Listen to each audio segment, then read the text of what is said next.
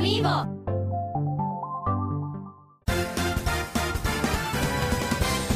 Did you know? Before Amiibo even existed, Nintendo had the chance to make a game using toys and RFID technology, the same tech found in Amiibo. Publisher Activision approached Nintendo about a partnership for a new RFID-based project which would include toys coming to life in a video game. Nintendo was initially interested in the offer, but ultimately turned it down. The venture was developed into the Skylanders series, which has gone on to gross over $3 billion. Skylanders developer Paul Ritchie told Polygon.com, "They were just like, we have never seen anything like this before."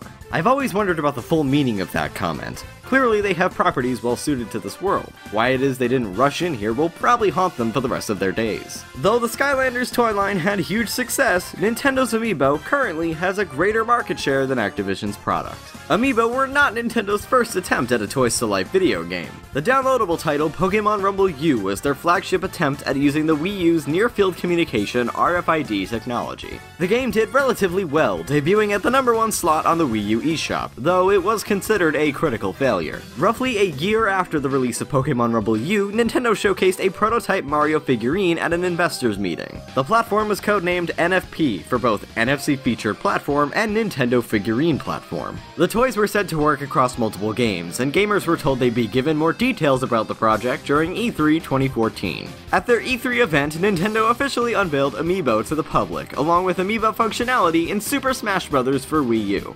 Currently, around 15 million Amiibo have been sold, with the Super Smash Bros. Link figurines selling the most units. Nintendo did not expect Amiibo to sell anywhere near as well as they have been. Nintendo UK's James Honeywell told MVC, "Right from the outset we hoped Amiibo would be strong, but even our expectations have been smashed. Amiibo supply has never been on par with demand, as seen with the gold Mario figurine. Target stock of that Amiibo sold out in just 15 minutes. Nintendo's lowballed expectations might also explain why Amiibo stock has been so scarce. That said, some outlying factors have made the situation worse. One strange example is that a truck carrying Splatoon Amiibo was stolen in the UK.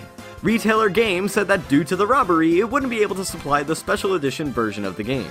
The special edition came with the Squid Amiibo, and buying this version was the only way to get the Squid figurine in Europe. Nintendo sent out extra stock to make sure consumers could find a copy of the actual game, and Game offered a £10 discount, equal to $15 to affected customers. It's not currently known if the truck was a random case of theft, or if the robbers targeted the vehicle because of its rare Amiibo cargo. Fans have been notably upset about persistent Amiibo shortages, but they aren't the only ones criticizing Nintendo. Executive producer of Disney Infinity, John Vignacchi, criticized Nintendo over Amiibo stock shortages, saying it is irresponsible and rude to your hardcore fans. Nintendo has apologized for the shortages and promised that more Amiibo will be manufactured to meet the demand in the future. The soon-to-be-released Amiibo cards are also intended to address the figurine shortages, as the cards are easier to produce. One lesser-known detail about Amiibo is that the font used in the brand's logo is Bohos 93. This is the same font used in the title screens for Super Mario Bros., Super Mario Bros. 2, and the new Super Mario Bros. Series. It's not known if this is a reference to Mario, or if Nintendo just likes the Bohos typeface. Several logo designs were developed before Nintendo decided on a final Amiibo logo. In the 2015 Nintendo Company Guide, variations of the Amiibo logo and some completely different packaging were shown off. These images also showcase a different design for both the Bowser and Mario figures. Early models from Nintendo's E3 digital event appeared to be much more detailed than the publicly available toys, leading many fans to be disappointed with the quality of the figurines. That said, it's apparently a common occurrence in the toy market for high-quality samples to be revealed, followed by less detailed mass-produced figures hitting store shelves. Speaking of toy production, prototype Amiibo have been smuggled out of Chinese production lines and put up for sale on Chinese and American auction sites. These Amiibo are generally molds that lack paint and in several cases were unfinished prototypes. One model was a Mii Sword Fighter Amiibo, which at the time had not even been announced yet. And that's not the only Amiibo leak that's taken place. In February of 2015, Nintendo of America accidentally leaked safety documents showcasing gold and silver Mario Amiibos months before their official reveals. Nintendo have also experimented with the idea of making Amiibo focused on objects rather than characters. During an interview at E3 2015, Shigeru Miyamoto told IGN that he wants an R-Wing Amiibo.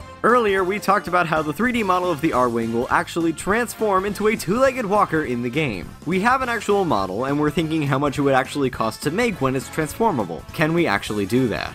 Whether or not this transforming amiibo will make it to stores is yet to be seen, but it wouldn't be the first conceptual amiibo Nintendo abandoned. While making Majora's Mask 3D, Nintendo wanted to make a Skull Kid amiibo. Zelda developer Eiji Aonuma told GameSpot, "One of the things that was really difficult was, because this was a remake of the game, we didn't have the opportunity to build the kind of gameplay that would connect to using an amiibo in this way. Ultimately, and unfortunately, we had to back off of that idea. This might be why Nintendo released a collectible Skull Kid figurine along with the game." There's also been some fairly interesting results from using amiibo in games. A Fox amiibo took 3rd place in a Super Smash Bros. Wii U tournament against real humans in Richmond, British Columbia. The amiibo was named Waveshine, and it made it all the way to the losers finals, but was ultimately knocked out of the contest by one of the best Smash players in the region, Firefly. Don't forget to subscribe for more facts and trivia, and before you go, we'd like you to vote on what you want to see covered in the future. A video on the Ace Attorney series or a video on Okami. We'd also like to say thank you to Amiibo News for helping research this episode. And if you'd like to watch another video that has nothing at all to do with Amiibos, like nothing, then go check out my video on Super Princess Peach, that one game that came out that one time where you played as Peach, and go watch it. Subscribe to me, please. Thanks, I'd like to leave my family's house. Cool, have a good day, bye!